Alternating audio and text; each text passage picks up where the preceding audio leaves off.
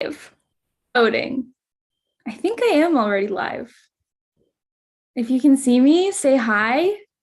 Okay, I see I'm live on Facebook. Perfect. All right, let's check on LinkedIn.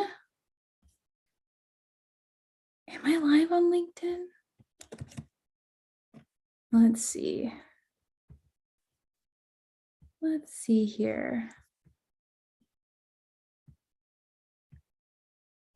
Give me a second just to make sure I'm all set up.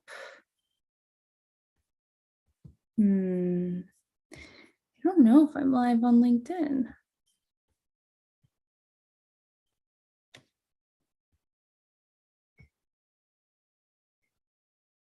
Give me just a second, folks, to make sure I am good here, because I said I'd be on here, so I want to make sure I can show up.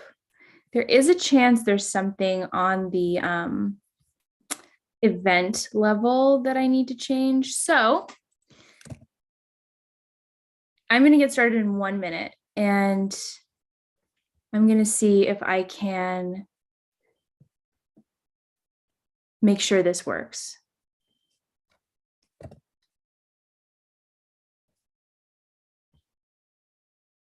Okay, let's see here. Let's see here.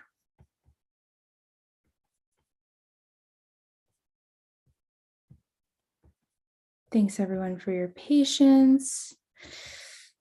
I think,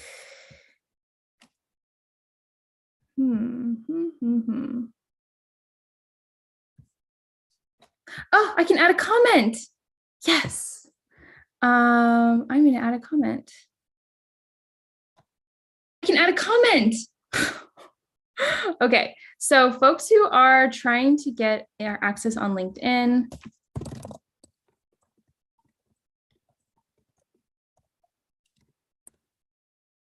okay, so people on LinkedIn have a way to get access. Hello, friends on LinkedIn. I hope you can access that link in the comments.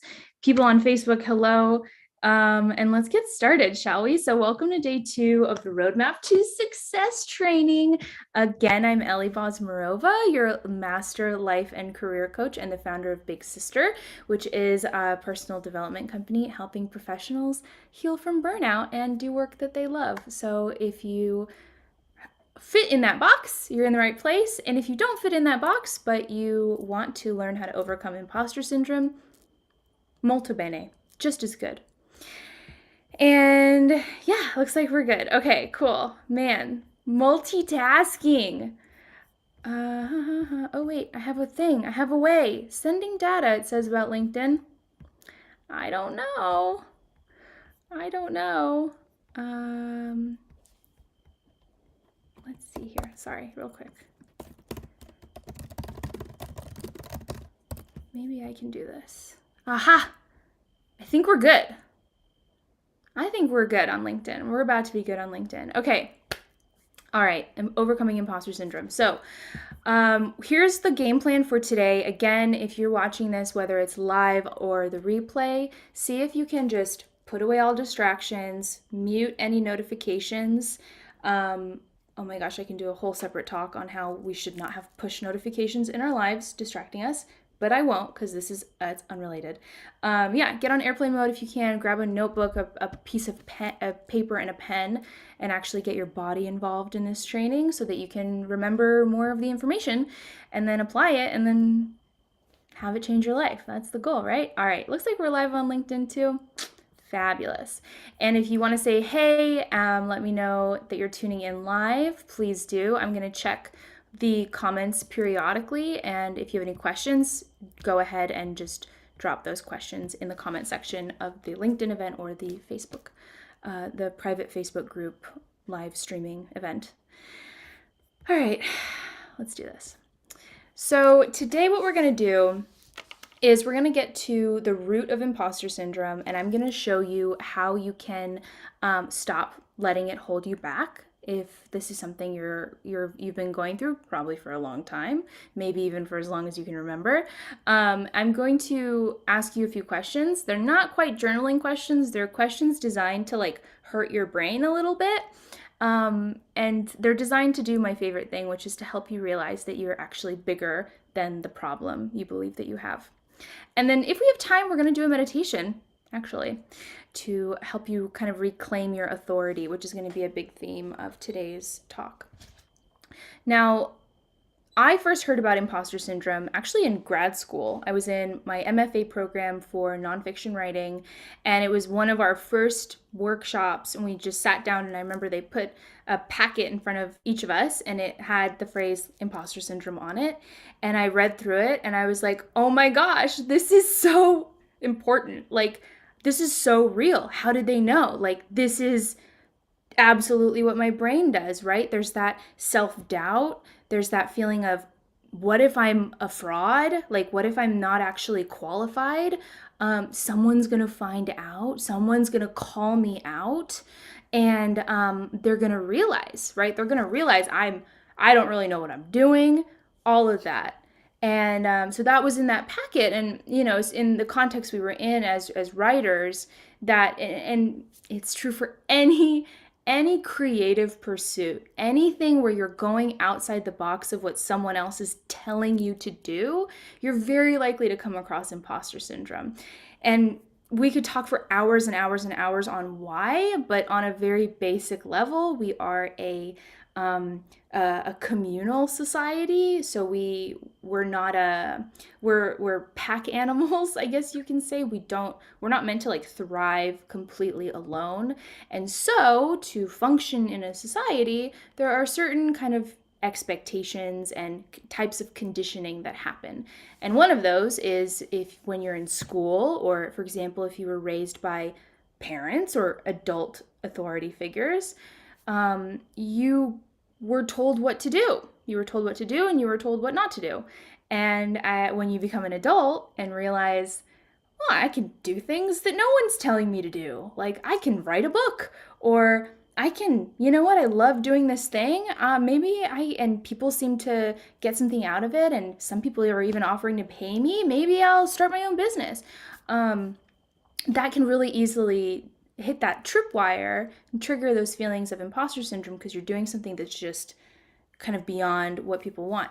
But also, another way that we experience imposter syndrome is just by putting yourself out there at all. So if you've ever applied for a role that is maybe a different level from the one you have now, or you're switching careers, you're switching fields, and you know, maybe you've taken some courses, maybe you have the experience, maybe you feel like you can do the job, but there's that feeling, there's that, I don't think I'm good enough. I've also worked with people, and I just know people who get these amazing jobs. They get these amazing roles, and they feel like they shouldn't have gotten it.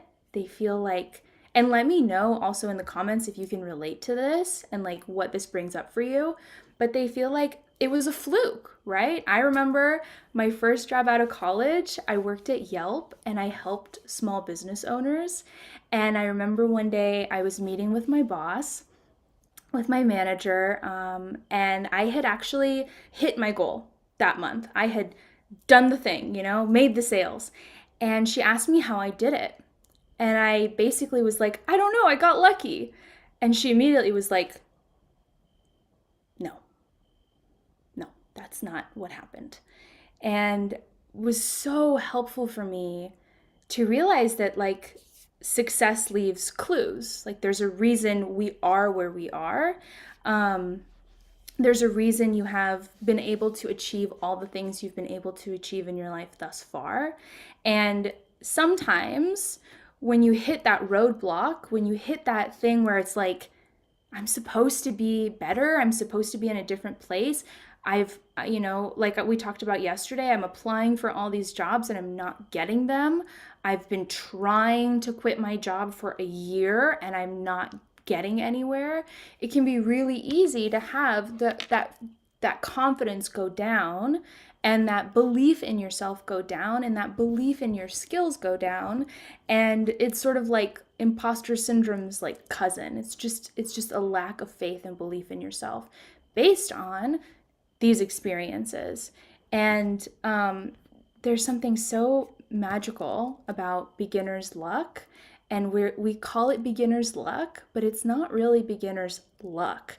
It's because someone starting out in something has the shiniest eyes and all the faith in the world, and they don't have experience of failure. They don't have that baggage of, you know what, I failed this test this one time and I didn't show up the way I should have that time, and my boss was upset with me this time, and I did the interview and I should have said this and I didn't. People who are just starting out don't have that. And so there's like that confidence. So today we're going to talk about the root of why this happens. And I want you to know that if you are feeling this right now, it's totally normal. That's a thing too. It's normal. It's normal to feel like, again, because we're pack animals, it's normal to feel like somebody is supposed to reach into. It's like, it's really a very internal need that we have, that we're asking something outside of us to affirm for us, which I'll get into later. But it's very normal to feel self-doubt, especially if you're starting out at something, especially if you're in the process of something. And just because it's normal doesn't mean you have to carry around imposter syndrome for the rest of your life and career. I heard someone refer to it once as my imposter syndrome, and I'm like, no, you do not have this long-term chronic imposter syndrome. You don't have to. I'm gonna look at the comments right now and collect my thoughts and check my notes. I just get so excited that I end up telling you all kinds of things. Okay, cool. Looks like we're good. So far, so good. And again, let me know if this is resonating with you, what's coming up for you. And if you have any specific questions about imposter syndrome, like, how do you deal with it when you're working on a team, or when you're trying to talk to your boss or start your own business, or you're writing a book.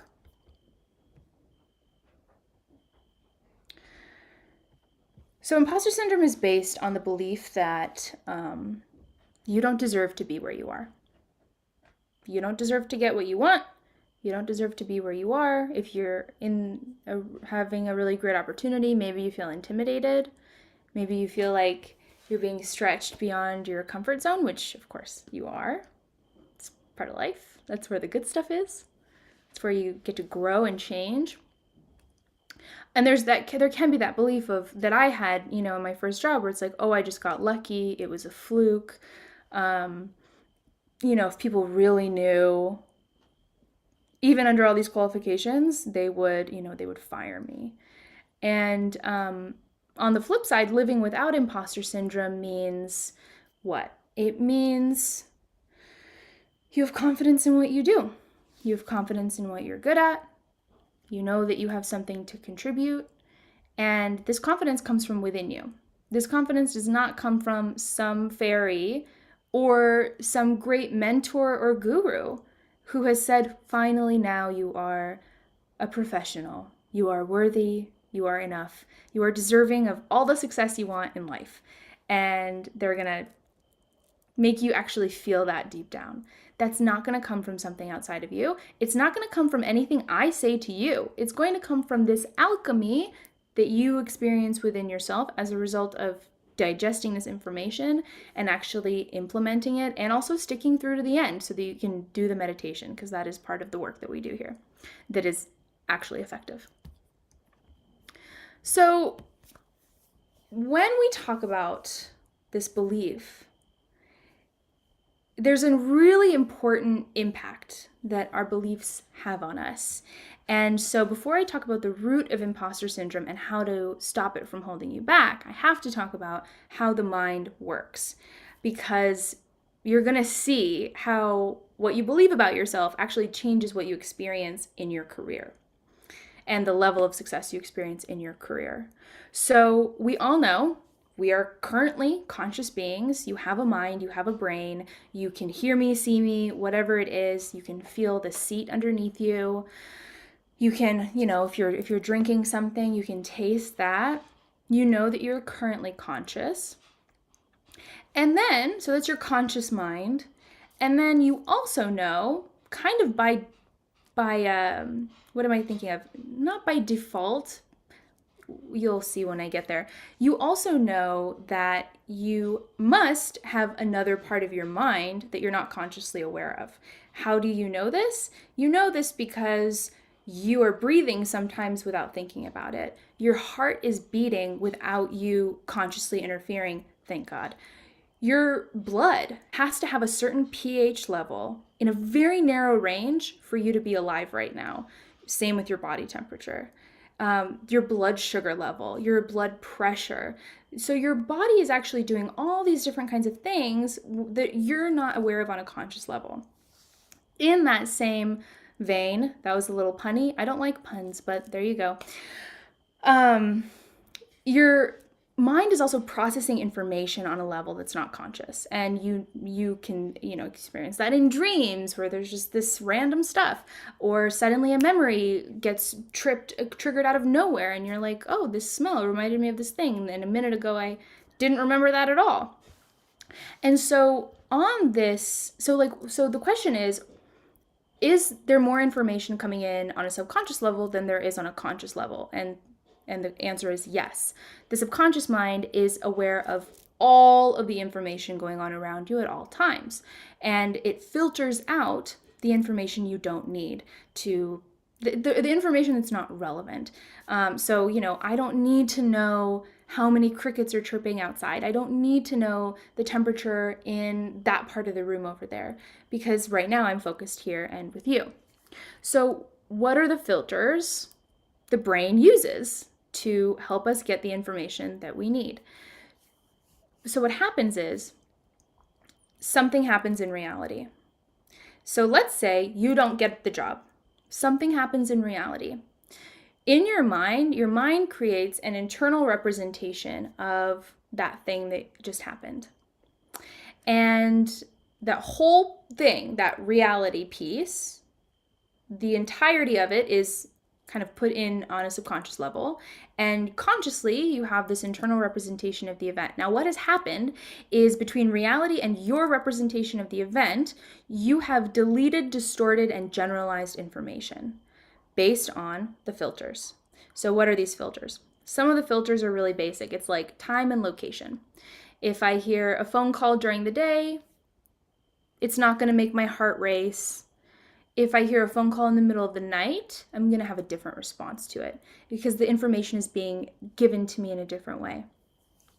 Now, memories will also affect how you receive information. So if when you were a child, you got into a car accident and you hear, and you're an adult driving your car and you hear a horn honking, you're going to have a really different response physiologically and mentally and emotionally from someone who has never had an issue with any kind of car accident or road rage or anything like that. Another thing that affects these filters and affects what information gets passed to you consciously is your beliefs. So for example, and then we're going to get into the nitty-gritty on imposter syndrome here. So for example, and I'm checking comments. All right. Hello. Looks like we're good. Okay. For example, if you don't believe that someone could think you are beautiful, let's say. If you don't believe that someone could think that you're beautiful, and someone comes up to you, and I know people, I've had this experience with people. I've seen it happen, and I'm sure I've done it with things in my life too. We all have brains that are deleting, distorting, and generalizing information. If someone came to you and said, I think you're beautiful, because you have this belief, because you do not believe that they could think you're beautiful, you are going to change this information that you receive. So let's say someone comes up to you and says, I think you're beautiful. here are some things that might happen.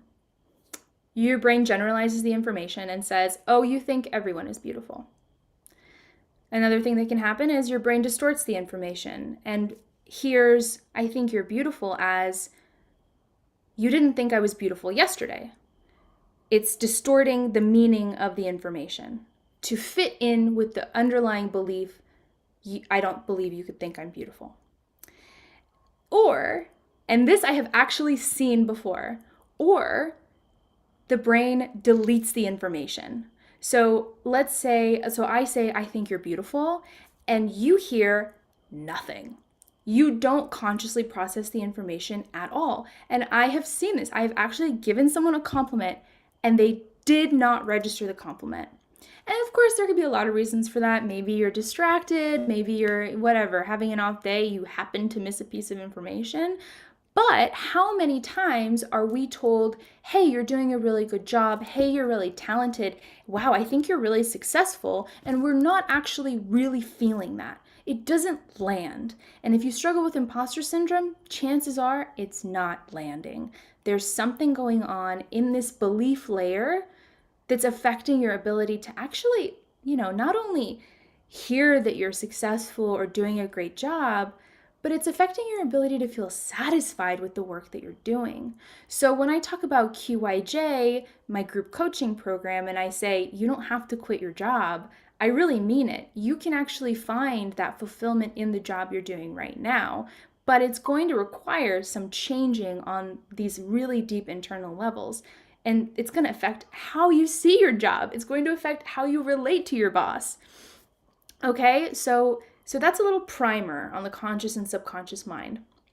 And so I hope you can see, and let me know if anything's confusing. I hope you can see how what you believe about yourself is going to affect what you experience in reality. It's going to affect how you actually process that information. It's going to affect what you make it mean. So for example, if you don't believe you're doing a good job at work, or you believe you're going to get fired, if your boss walks by your desk and says, "Hey, great job today," you might actually process that as meaning pick that negative thing. So another thing in this training today is you're going to learn how to manage your mind a little bit better and not let it run away with these negative beliefs, causing negative emotions, causing self-defeating behaviors. And this is also why, and I've worked with people who have PhDs, are sometimes nationally recognized, and they feel like a fraud. And I actually know a lot of people who are just incredibly educated. Education in particular is how I think we in America actually, yeah, like other countries are really educated too, but America is more like coming at it from this particular place of this is going to fix my problem of not feeling like I'm good enough. If I get a PhD, then I will feel like an expert. Then I will be seen as an expert. You will, because you are. And then I won't feel like this anymore. And I have worked with people who have the PhD, have the advanced degrees, are recognized as authorities, as experts, as thought leaders, and they still feel like imposters. Because underneath that is the same belief. Nothing outside of you is going to change how you feel inside. No level of success is going to fundamentally change these beliefs that are actually affecting your behavior and sometimes motivating your behavior. So if you want to feel happy, if you want to feel satisfied, if you want to feel better, ideally regardless of what's going on, then let's really get into what's the root of imposter syndrome. So I personally, I don't believe in, like I said earlier, saying, oh, I have imposter syndrome, it's my imposter syndrome, and just kind of leaving it there. I think we can really go beyond that, and then it can actually exponentially increase your success and your ability to get that promotion, to get that raise, to, manage your team better because you're more confident in your abilities. You're not trying to prove anything. You're not trying to defend anything, right? So the root of imposter syndrome is an issue of authority. And authority is such a big, harsh word. It's an issue of authority. So in the beginning, I talked about how we are a communal society. We're not meant to be, we're pack animals, humans. We're not meant to be completely alone and isolated. And in childhood, we have these authority figures. We have parents, we have teachers. Now in the 21st century, as adults, we have different kinds of authority figures. Of course, we have bosses. Maybe you have, mentor or coach or a guide who maybe has some level of authority in your life. You also are constantly being influenced by advertising. You're constantly being told what is important and what you should focus on and what you should think about, which is a different kind of authority. And we're actually going to talk about this more tomorrow when we set your goal and your vision for whatever goal you want to achieve, really. So stick with me tomorrow and join me on that. But this authority issue is so pervasive, and that's why imposter syndrome is so it's normal. It's normal to feel like, am I allowed to be doing this? Am I allowed to shine? Am I allowed to really do what I'm good at and like people know about it? Am I allowed to do something I enjoy just because I enjoy it? Checking comments.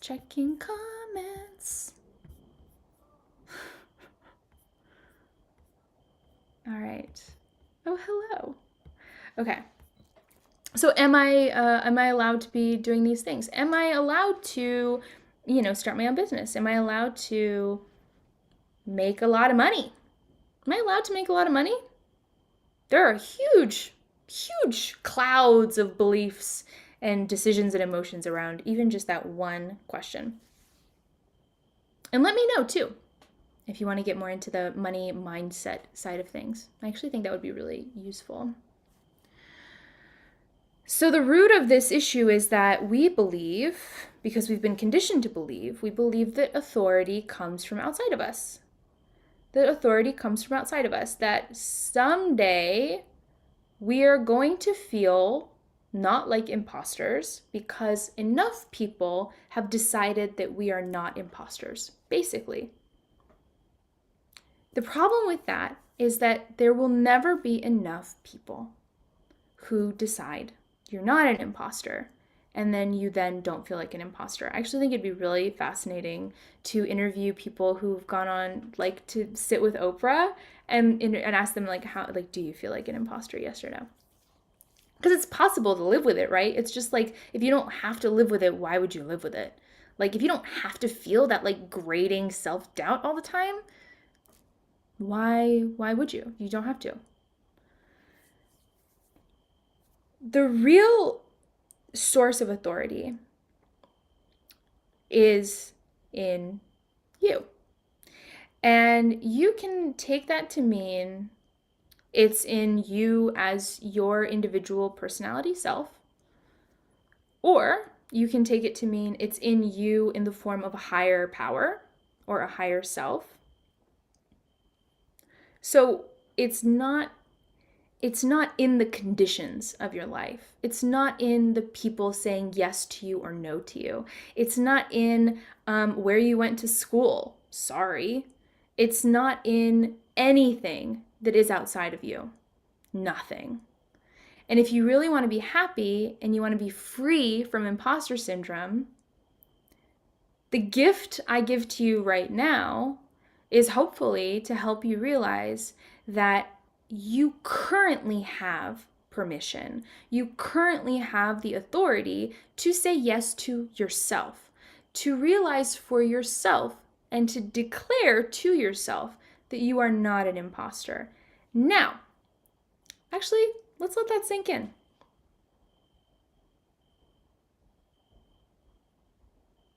That you get to decide. You get to evaluate your own work, your own talents. You get to decide, am I an imposter, yes or no? Do I have skills? Do I have something of value to offer? Of course, I personally, as Ellie, say absolutely yes, you exist on this planet. you definitely are supposed to be here and you have something to offer. But you get to decide that for yourself. And it's not, again, it's not like affirmations, positive self-talk. Yes, that stuff is important and please continue to do it if you do it, but I'm talking about on a deeper level here. You get to believe not only that you're not an imposter, you get to believe that you get to decide. You get to decide if you're worthy or not. You get to decide that you deserve to feel confident. You get to decide, you know what, this is how much money I want to make, and I believe I deserve that. And I believe I can do good with that. You get to decide that, not your boss, not your next boss, not Oprah. I have very little doubt Oprah has had to do the same internal work we're doing here. Because imposter syndrome especially affects high achievers. It especially affects people who have high standards. And if you're here and you're doing this work and you're actually participating and doing the journal questions like we did yesterday, chances are you hold yourself to a pretty high standard. Now, the caveat, of course, is that never having imposter syndrome ever, including if you've just started something, is not totally normal. It's normal to be like, oh, can I do this? I'm not sure. I'm in the process of doing it. If you never have imposter syndrome, like here's the thing. If you don't have imposter syndrome, you're more likely to be an imposter. If you never have imposter syndrome, like think about 2016 presidential election. I'm not going to get into it, but I'm going to say the winner had zero imposter syndrome. Zero imposter syndrome. 0%. None. Maybe never has. Maybe in childhood for 5 minutes did. I don't know. I'm not going to psychoanalyze this guy. But you can see where there is kind of a healthy self-evaluation and asking yourself, okay, can I really deliver on what I'm promising? Do I have at least some of these qualifications? You know, and also evaluating, okay, like say you're starting your own business and you're terrible with numbers and you don't like doing your taxes. Okay, well, maybe evaluate that and be like, well, maybe I'll hire an accountant. Let me know if this is resonating with you.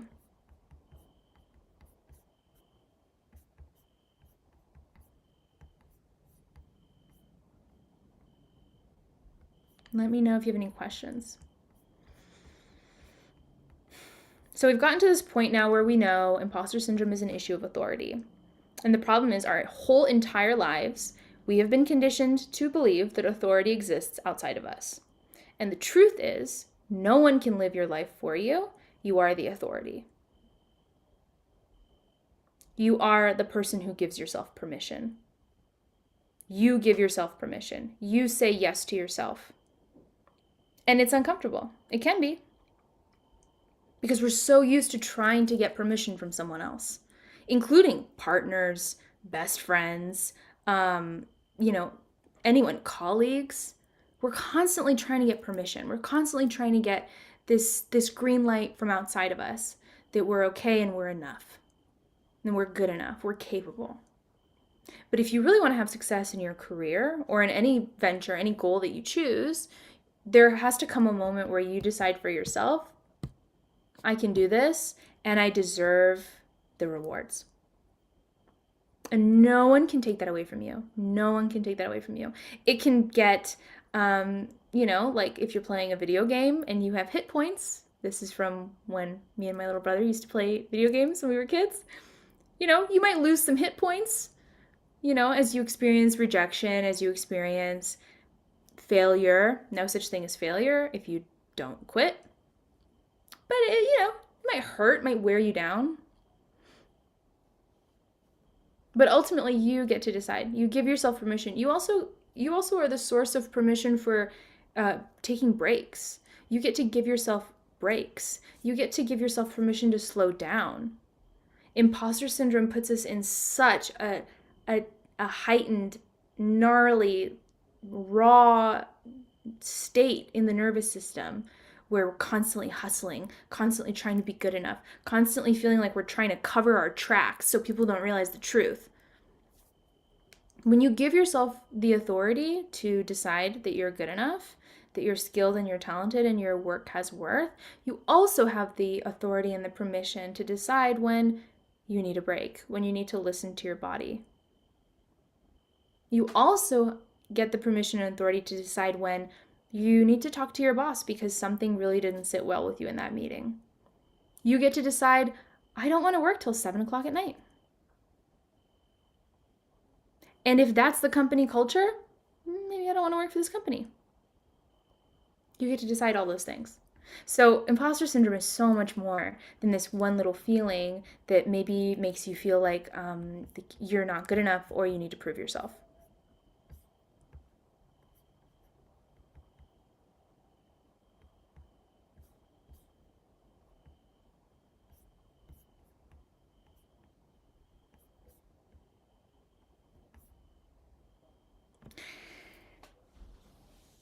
So moving on from that feeling of lack, moving on from that feeling of I need to prove something to survive. I'm not good enough to ask for more. I'm not good enough to create a more sustainable life for myself. Moving on from that, like all of that is optional. Yes, that fundamental emotional response, that imposter syndrome feeling is natural and it might come up because we're humans and we have brains and we have histories. But I want you to decide for yourself right now, who gets to give you permission? Who gets to give you this permission? Who has the authority to decide you're an imposter or not? Can you give that to yourself right now?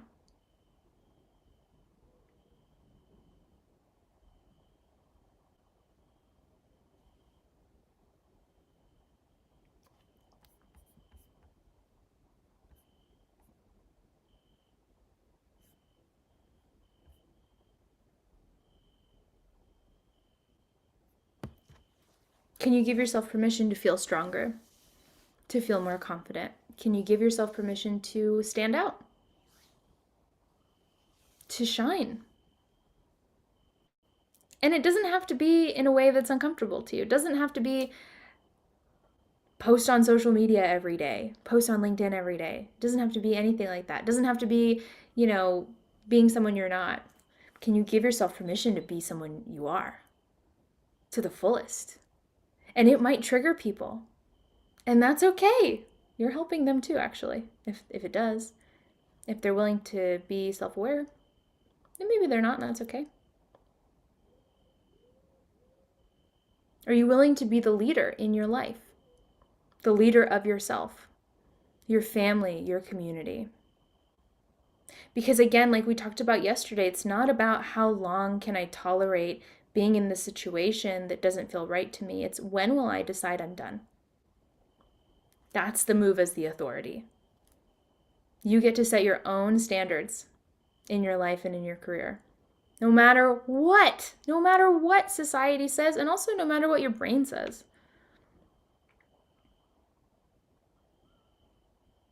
I'm too old, I'm too young. I didn't go to this school. I didn't have art classes when I was a kid. I missed that opportunity, and therefore I have failed. That's chatter of the mind, chatter, if you want to call it your ego, chatter of the ego. So how do we stop imposter syndrome from holding us back? I am going to address this I've addressed this already throughout this, and let me know what's kind of standing out to you. On a practical, tangible level, first thing you got to do, what I would recommend for you to do, is tonight, write down this is what I believe about my ability to do blank. The goal that you have, the thing you really want to do, this is what I believe about my ability to do it. And just get honest and just write it all out, get it out on paper and really see what you believe about yourself.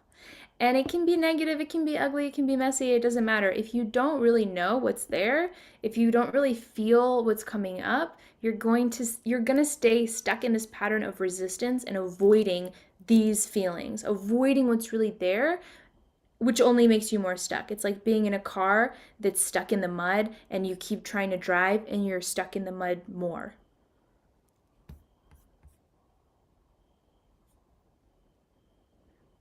So that's step one. That's step one. And then you might realize through just looking at that, through being with it, giving yourself permission to feel those feelings, which can be really hard to do on your own, I completely understand. And it's not a natural thing. We resist things all the time. The average person is constantly resisting how they're currently feeling. And that's okay. If for some reason above my pay grade, I don't know why, but we have an ego, we have these beliefs about, ourselves that hold us back. My pay grade is helping you, but I don't know why it happens. And then when you get through this first part, you might find you don't need to learn how to stop imposter syndrome from holding you back. You might find that in releasing some of these feelings, you don't need to stop imposter syndrome from doing anything. You decide whether or not you're holding yourself back. We can't always control external conditions. In the large part, we can't control external conditions, but you can decide to keep going. You can decide to keep trying. You can decide to work smarter, not harder. You can think about, what are some things I haven't explored? So yesterday we talked about the 6 principles of success. One of them was be open to change. Be open to changing your approach, having behavioral flexibility. So what can I try differently this time? What are the variables here? What can I try differently?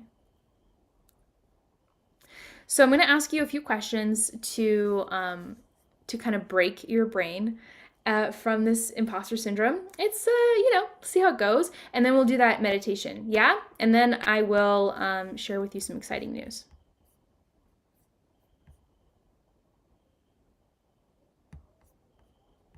And the other thing, too, that I'll say about this permission thing is, and some of you have seen it, I've talked about it before, is this idea of creating stepping stones in our careers or obstacles to that thing you really want to do. So maybe you really want to work for this one person at this one company, and you are, instead of applying for that job with this one person at that one company, you're going to apply for this other job that you don't want, but you think the experience will give you what you need to work for that one person at that one company. Now, you may objectively not have the necessary skills and experience yet. However, you also might.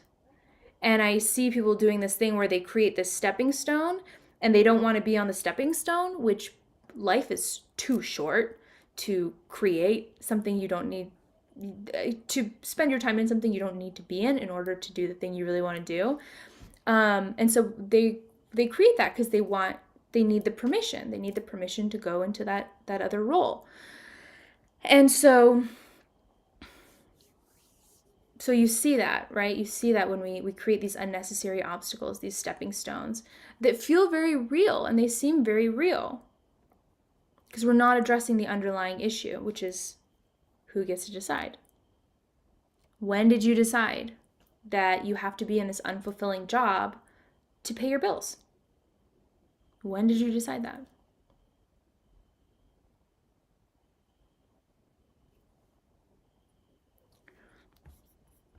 So I'm going to ask you 4 questions, and I want you to almost like answer it out loud to yourself. And if you can write down a few notes, do, but it's more important for you to answer faster. This is to help us kind of sync up the conscious and subconscious mind. And so the answers to your conscious mind the questions to your conscious mind are going to sound weird. They're going to sound like, that doesn't make sense. That's fine. You'll still be able to answer them. See what I do with my clients in coaching? It's totally insane. They have to trust me a lot, and they do, and they get results. So what can I say? So these questions are going to break your brain's grip on this idea of imposter syndrome.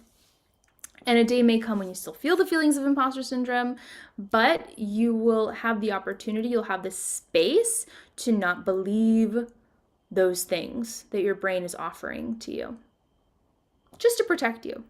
Ego, protective mechanism we have. It's okay. We just don't need to listen to it almost ever. So when it comes to imposter syndrome, first question, how do you do it? How do you do it? I have imposter syndrome. How do you do it? How do you have imposter syndrome? So again, answer out loud. Maybe jot down some notes. I'll give you a few seconds to think about it. How do I do imposter syndrome? Maybe I see someone on Instagram and then I compare myself and then I feel bad. And then I don't apply for that job. That tab that I have open, close the tab. Maybe that's how you do imposter syndrome. Do you see that? There's this stimulus, response, feeling, belief kind of thing that we do. And it doesn't have to be a particular order. Just notice. How do you do it?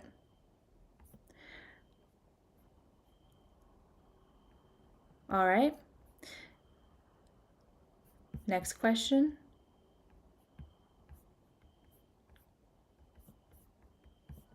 When do you do it? So similar to the first question, so I'm on Instagram, I see someone. When do you do it? When do you have imposter syndrome? If you're in the interview process, when do you have it? When do you do it? Not when do you have it, when do you do it? You're doing it.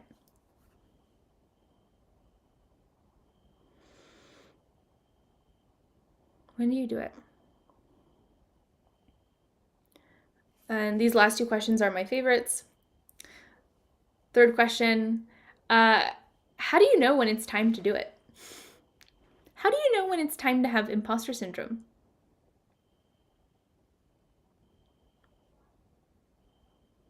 How do you know when it's time to do it? And again, just answer what comes up first. Your honest first response. It might not make sense to you right away.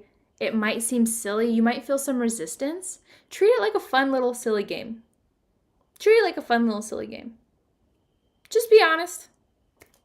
If your answer is I don't know, okay, I know you don't know, but if you were to know, how do you know when it's time to do it? And then the last question, and then we'll get into our meditation. When do you don't do it? I know, right? Doesn't make sense. When do you don't do it? When do you not have imposter syndrome? When do you don't do it? Maybe it's when you're playing pickleball with your friends on the weekend. I don't know. And just start to notice kind of how you're feeling, what's happening in your mind. Maybe you start to feel like, what?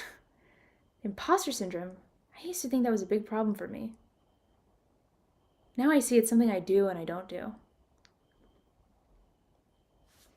And again, comment, message me. Some of you expressed interest in booking a time with me to talk one-on-one. That's still absolutely available to you. So we can talk through some of this. We can apply it to you. We can actually fold it into your career plan and your career goals. So those 4 questions, do with them what you will. Sit with them. Don't try to figure them out. There's no right or wrong answer here. This is just messing with your brain with a positive intention. Okay? So let's go ahead and do that meditation. It's just going to be a few minutes long, and then I'm going to give you my exciting news. So go ahead now and just take a nice deep breath.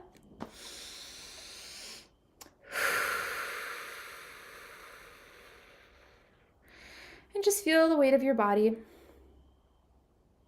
on the surface beneath you. Continuing to breathe deeply and normally.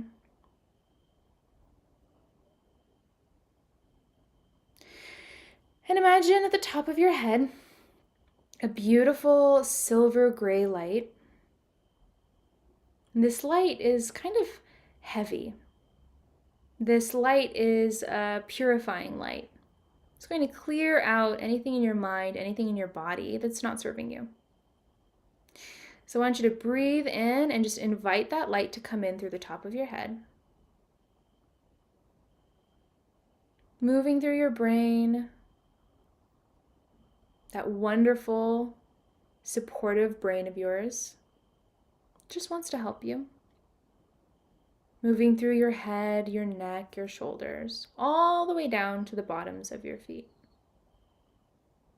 Giving you a fresh start.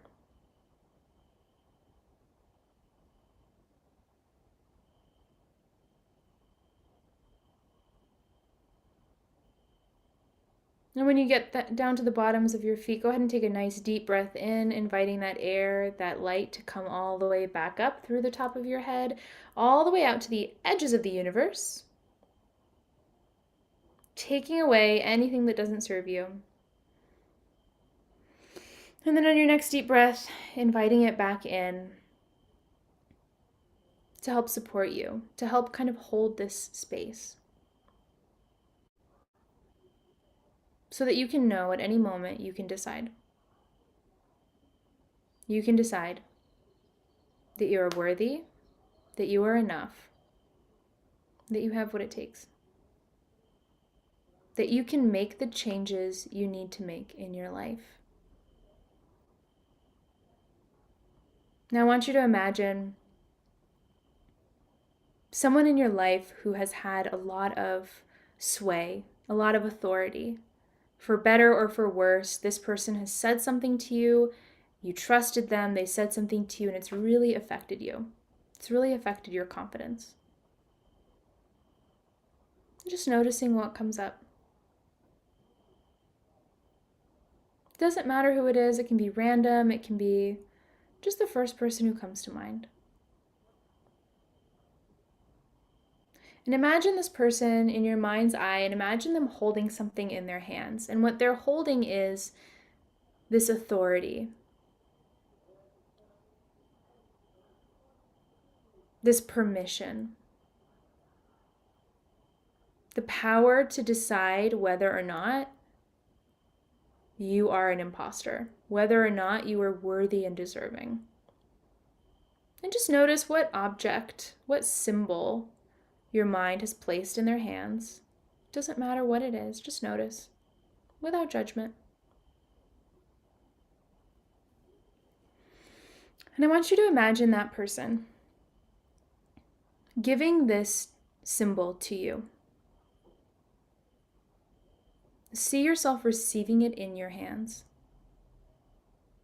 returning this authority to its rightful owner, because each of us gets to decide. Am I worthy? Am I deserving? Do I get to have what I truly desire in life? Now, holding this symbol in your hand, in your mind's eye, now filled with that silver light, I want you to place it into your heart. And if you'd like to, you can physically bring your hands and cover your heart with them.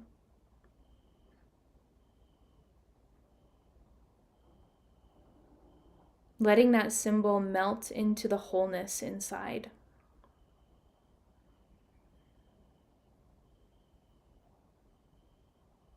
Breathing into that space, that heart space. And allowing yourself to feel what it feels like. Maybe it feels like calm. Maybe it feels like centeredness. What it feels like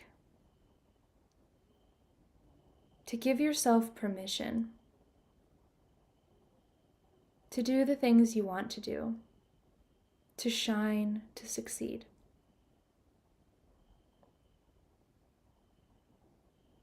When you're ready, go ahead and take a nice deep breath in. Take as much time as you need. Feel the surface beneath you. And when you're ready,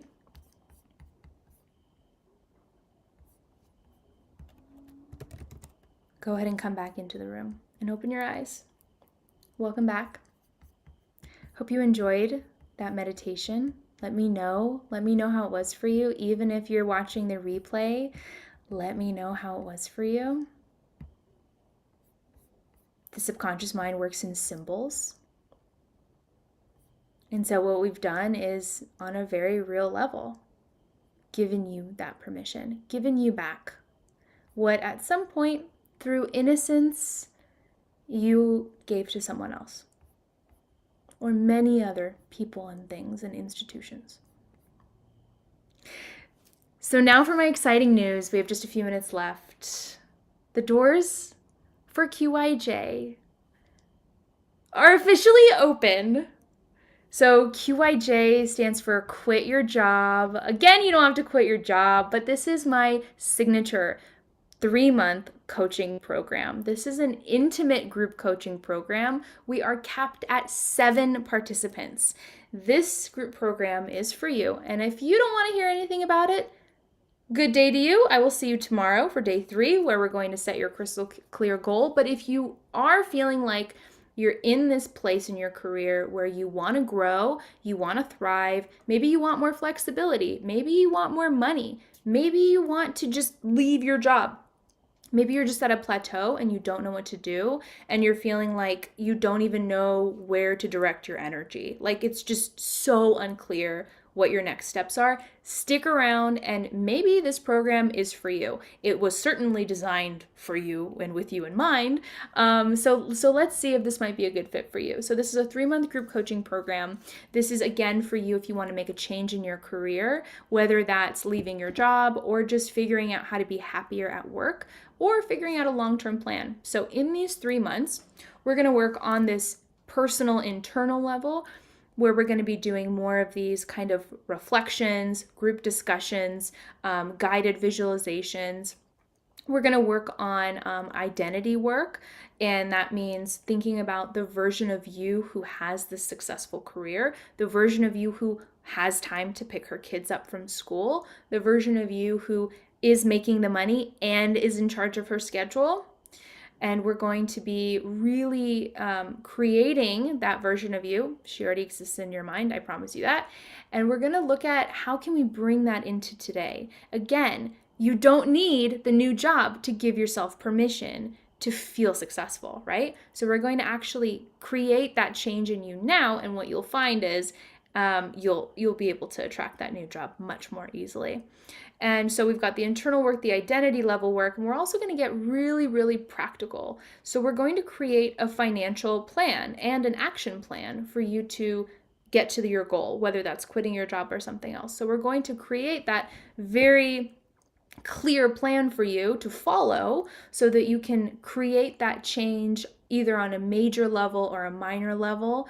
I know for me, when I quit my job and went full-time in my business, it was terrifying, okay? The steady paycheck is real, okay? And so I had to do a lot of all of this stuff in order to find success in my life and in my world now. And I also have guided a bunch of professionals on this same journey already. So this program is based on my private group coaching, my private coaching experiences and working with clients one-on-one. And it's also incorporating this community aspect so that you can work with other people. You can spitball ideas, you can look at each other's resumes, you can do all this stuff. And kind of get that support throughout the program as well, in addition to working with me. So this is a weekly program. We're going to have weekly Zoom calls, and then you're also going to have one private coaching session with me where I'm going to help you overcome anything that feels like an obstacle, anything you feel concerned about. In the program, you will be taking action, so you are going to be doing things differently, and maybe you're already, applying to other jobs, or maybe you're already building out your business if that's your next step. So there's a lot of freedom for you in this program in terms of what you actually want to create, but the framework I've developed will help you do pretty much anything related to your career that you want to do. So doors are officially open. They're actually going to close in a few days. So I'm going to include the link to our QIJ info page in all of these streams. And I'm also going to include the link to book a call with me. Now, you don't have to book a call with me to enroll in this program. If you're feeling like, yes, this is absolutely what I want to do, sign me up. You've got two options. There's a payment plan and there's also the option to pay in full. You can go ahead and enroll tonight and I will see you in the program. I'll be in touch with you tomorrow and be super excited to welcome you in. So you can just do that. Or if you have questions, if you like talking through your decisions, happy to jump on a call with you and see if it's a good fit for you and answer any questions you might have, okay? So I'm going to include that link here. Super excited to hear from you and to get folks in who are ready to go. And whether or not you want to enroll in QIJ, you can still stick around. We've got 3 more days of live trainings where we're going to work through and actually create a crystal clear vision for your goal. We're going to continue this work together. So let me know what you want to do. Super excited to see you in there. I'm going to post those links and feel free also to just comment and let me know what your number one takeaway was from today. I want you to do that not only because it's good for me to know, but it's good for you to know. You're training your brain to get the most important information. And if you take one actionable thing from each training, you're going to have 5 different ways you're able to approach your life and your career differently at the end of this week. All right, friends, we did it. Another hour of magic. And I'll see you tomorrow. Have a good rest of your day.